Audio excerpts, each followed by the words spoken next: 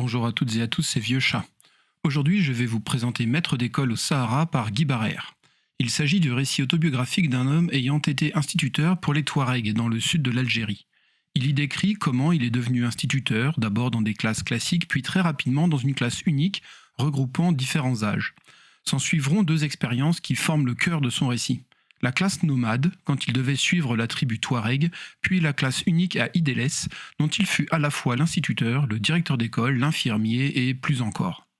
Bien qu'enseignant de 1947 à 1978, Guy Barrère ne parle jamais de la Seconde Guerre mondiale et très peu de la guerre d'Algérie. Le récit principal se concentre sur la vie dans le Sahara et l'enseignement. Le texte est essentiellement descriptif et il y a de rares moments où l'auteur donne son avis sur ce qu'il raconte. Il y a une annexe avec les notes précises que l'auteur a prises sur plusieurs crues qui ont fait des ravages à Idélès. L'ouvrage est en deux parties. D'abord, le récit autobiographique des années d'enseignement, puis un recueil de petits textes écrits par l'auteur pendant ces années-là. Comme le récit principal a été écrit à partir de certains de ces petits textes, on y retrouve les mêmes anecdotes, ce qui m'a fait craindre une certaine redondance. Heureusement, il n'en est presque rien. Beaucoup de ces extraits de vie abordent des sujets que le récit principal ne faisait qu'effleurer, voire ne mentionnait pas du tout. C'est d'ailleurs dans ce recueil que l'on trouvera les commentaires de l'auteur sur la vie nomade en particulier et la vie en général.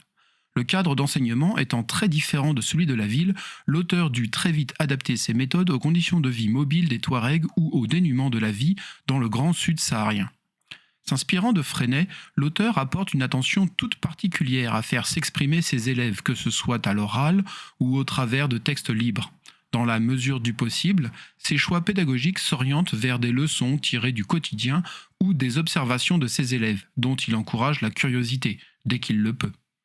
Bien que sa classe nomade ne compte que peu d'élèves, il n'est pas toujours facile de composer avec les différents caractères d'enfants issus de l'aristocratie touareg. Cependant, on y retrouve les différents ingrédients du métier d'instituteur. Préparation des cours et didactique, enseignement et pédagogie, suivi des élèves, relations avec les parents et l'institution.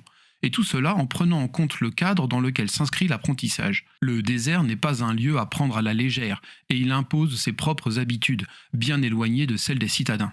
Le livre est donc assez complet, et le style efficace de l'auteur permet à chacun d'y trouver ce qui l'intéresse. Voici un extrait. Mais pour une fois, je ne citerai pas un passage du début du livre, bien qu'il y en ait plusieurs d'intéressants.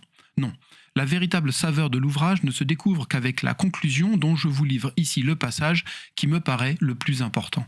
J'aimerais que mes enfants, dont la mère est saharienne, tirent profit de mon exemple, qu'ils sachent trouver un équilibre heureux entre la liberté, toujours entamée par des mesures préventives et sécuritaires qui nous apportent joies et agréments, toujours inassouvis, et le bonheur exaltant des initiatives que, par exemple, les grands espaces désertiques nous incitent à prendre en dépit de leurs dangers. Quelle différence sépare un caravanier mourant de soif près d'un puits tari où il espérait se désaltérer et un vacancier, par exemple, agonisant sur son lit d'hôpital, victime d'un accident malgré les assurances préventives et sécuritaires qu'il avait contractées? Je sais quoi répondre. Et vous ?